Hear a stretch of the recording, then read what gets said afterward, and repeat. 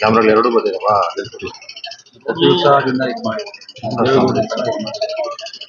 ಯಾವ ಒಂದು ಉದ್ದೇಶದಿಂದ ಅವರು ಸಮಾವೇಶ ಮಾಡಿದರೆ ಆ ಪಕ್ಷಕ್ಕೆ ಸೀಮಿತವಾಗಿರ್ತಕ್ಕಂಥ ಇದೊಂದು ಹೇಳ್ಬೋದು.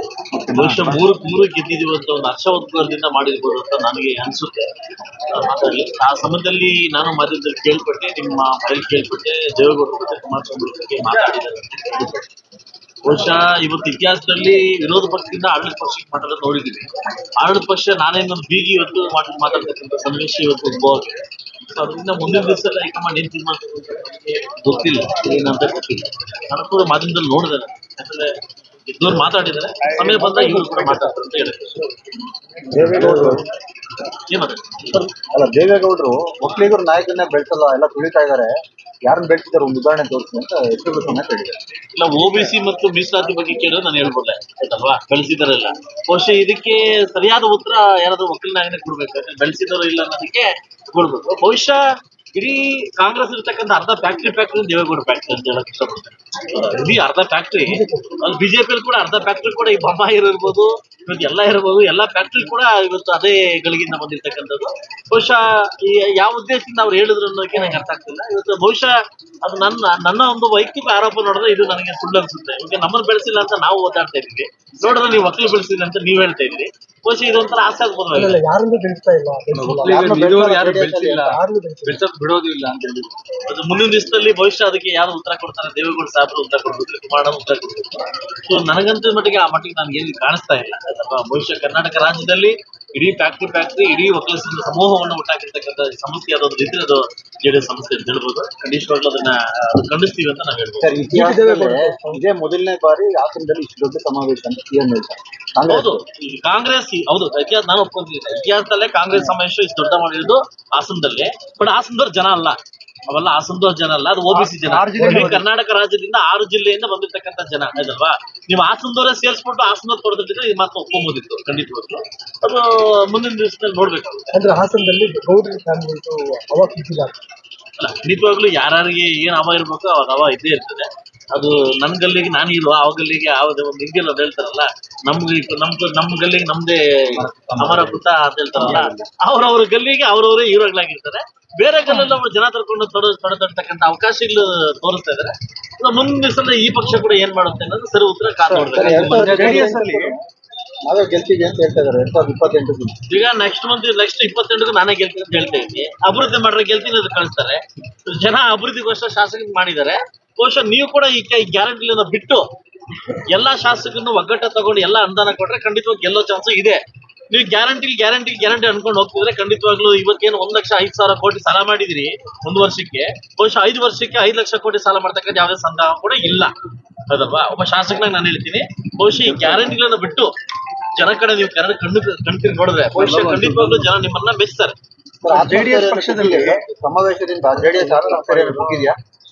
ನೀವು ಇದೇ ಮಾಧ್ಯಮದವ್ರು ಕೂಡ ಮಂಡ್ಯದಲ್ಲಿ ಕುಮಾರಸ್ವಾಮಿ ಗೆದ್ದ ಮೇಲೆ, ಡಾಕ್ಟರ್ ಮಂಜುನಾಥ್ ಗೆದ್ದ ಮೇಲೆ ಹೈ ಲೆವೆಲ್ ಹೋಗಿದ್ದೀರಾ ಅಂತಂದ್ರಿ, ಈ ನಿಖಿಲ್ ಎಲೆಕ್ಷನ್ ಸೋತ ತಕ್ಷಣ ಕುಗ್ಗಿದ್ದೀರಾ ಅಂತ ಹೇಳ್ತಾರೆ.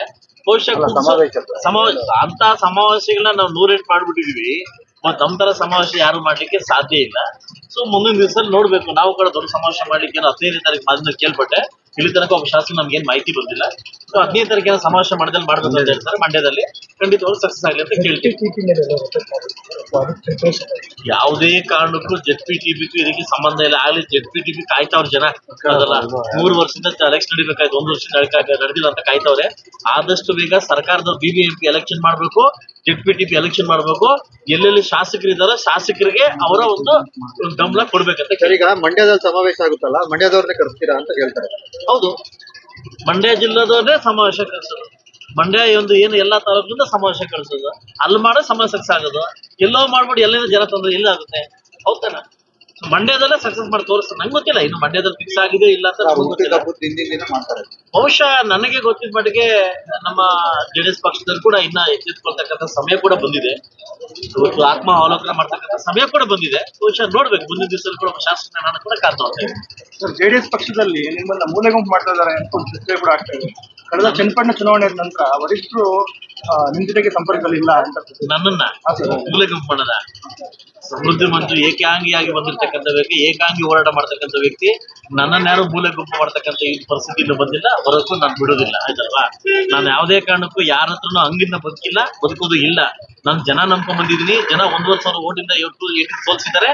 ಅದೇ ಜನ 30,000 ಓಟಿಂದ ಗೆಲ್ಸಿದ್ದಾರೆ. ಮುಂದೆ ಅಭಿವೃದ್ಧಿ ಮಾಡೋ ಸಮೃದ್ಧಿ ಮಂಜುನ ಮತ ಇದ್ದಾರೆ.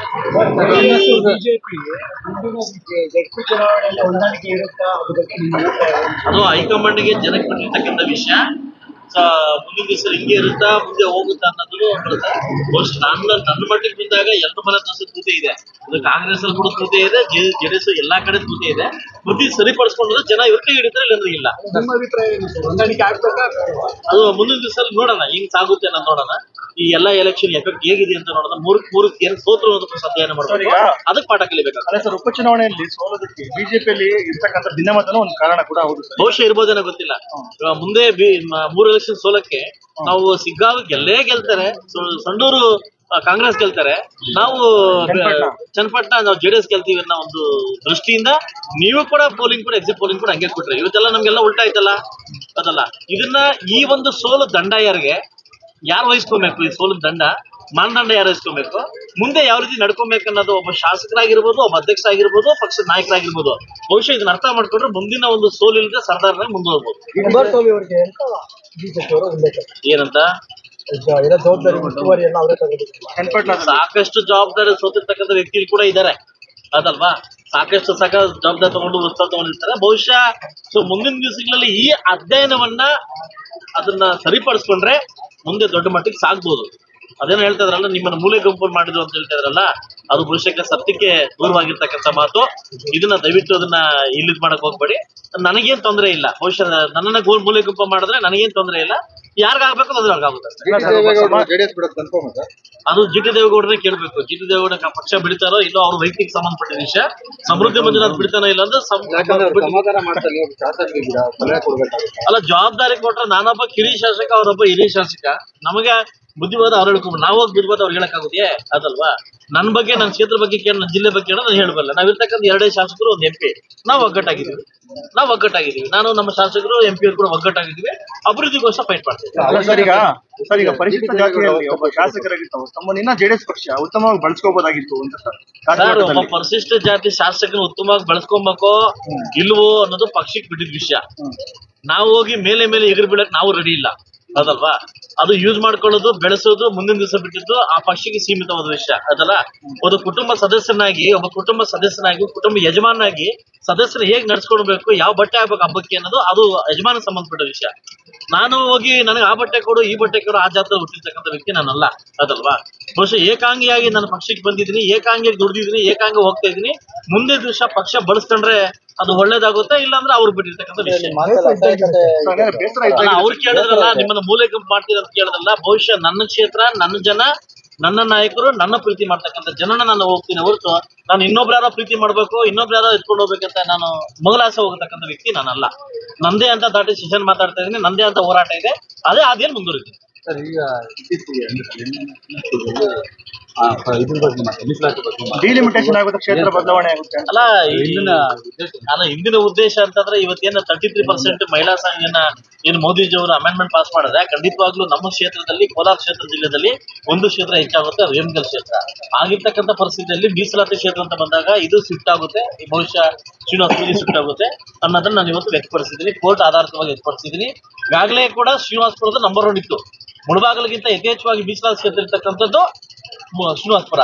ಮತ್ತು ಕೆಲವು ರಾಜ್ಯಗಳ ಷಡ್ಯಂತ್ರದಿಂದ ಕೋರ್ಟ್ ನ ಮೊರೆ ಹೋಗಿ ಅದನ್ನ ಮರುಕಳಿಸಿದ್ರು. ಅದು ಈ ತರ ಆಯ್ತು ಅಂತ ನಾನು ಹೇಳಿದೆ. 45 ವರ್ಷದಿಂದನೂ ಇದು ಅಂತ ಹೇಳಿದ್ರು, ಅಡ್ಜಸ್ಟ್ಮೆಂಟ್ ತರ ಅಂದ್ರೆ 45 ವರ್ಷಗಳಿಂದನೂ ಶ್ರೀನಿವಾಸಪುರದಲ್ಲಿ ರಮೇಶ್ ಕುಮಾರ್ ಸಾಹೇಬ್ರು, ಶಿವರೆಡ್ಡಿ ಸಾಹೇಬ್ರು, ಇವರಿಬ್ರು ಬಿಟ್ರೆ 3ನೇ ವ್ಯಕ್ತಿ ಯಾರು ಕಾಣಿಸ್ಕೊಂಡೇ ಇಲ್ಲ, ಹೌದಲ್ವಾ. ಸೊ ಮುಂದಿನ ದಿವಸದಲ್ಲಿ ಬದಲಾವಣೆ ಜಗತ್ ನಿಯಮ ಅಂತ ನಾನು ಹೇಳಿದ್ದೀನಿ.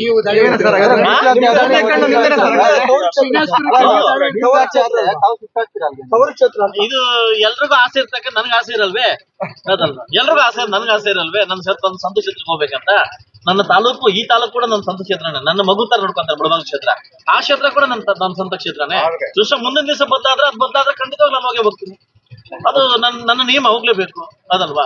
ಸೊ ಹಾಗಂತ ದಯವಿಟ್ಟು ಮುಂದಿನ ದಿವಸದಲ್ಲಿ ಕೂಡ ನಾನು ಒಳ್ಳೆ ಸಂಘಟನೆ ಒತ್ತು ಕೊಡ್ಬೇಕು, ಅಭಿವೃದ್ಧಿಗೆ ಒತ್ತು ಕೊಡ್ಬೇಕು. ಇವತ್ತು ನೋಡಿ, ಒಂದು ಮಕ್ಕಳ ಆಸ್ಪತ್ರೆ, ಒಂದು ಹೆರಿಗೆ ಆಸ್ಪತ್ರೆನ ಇವತ್ತು ಶಂಕುಸ್ಥಾಪನೆ ಮಾಡ್ಕೊಟ್ಟಿದ್ವಿ. ಸೊ ಹೈಟೆಕ್ ನನ್ನ ಒಂದು ಕ್ರೀಡಾಂಗಣ ಕಟ್ತಾ ಇದೀವಿ, ಒಳಾಂಗಣ ಕ್ರೀಡಾಂಗಣ. ಒಂದು ಹೈಟೆಕ್ ಇವತ್ತು 3 ತಿಂಗಳ ತೋರಿಸ್ತೀನಿ, ನಗರವನ್ನ, ಹೈಟೆಕ್ ನಗರವನ್ನ ಲೈಟಿಂಗ್ ಮುಖಾಂತರವಾಗಿ ಒಳಪಡಿಸ್ತಾ ಇದ್ದೀನಿ. ನನ್ನ ಕೆಲಸ ಏನು, ಒಬ್ಬ ಶಾಸಕನಾಗಿ ನನ್ನ ಕೆಲಸ ಏನು, ನನ್ನ ಕೆಲಸ ಮಾಡ್ಬೇಕು ಅದಲ್ವಾ. ಇದು ನನ್ನ ಶಾಸಕ, ಇದು ನನ್ನ ಕೆಲಸ, ಇದು ನಾನು ಮಾಡ್ಲೇಬೇಕು ಅದಲ್ವಾ. ಮಾಡದಿದ್ರೆ ಮಾತ್ರ ನೆಕ್ಸ್ಟ್ ಓಟ್ ಹಾಕ್ತಾರೆ, ಮಾಡಿದ್ರೆ ಮಾತ್ರ ಓಟ್ ಹಾಕ್ತಾರೆ, ಮಾಡಿದ್ರೆ ಹಾಕಲ್ಲ ಆಯ್ತಲ್ವಾ. ಇದು ಜನಕ್ಕೆ ಗೊತ್ತಿದೆ. ಎಂತ ಮಹಾನ್ ಭಾವರೇ ಉಲ್ಟಾ ಪಲ್ಟಾ ಆಗಿದ್ದಾರೆ. ಇದು ನಾನೇ ಲೆಕ್ಕ. Thank you.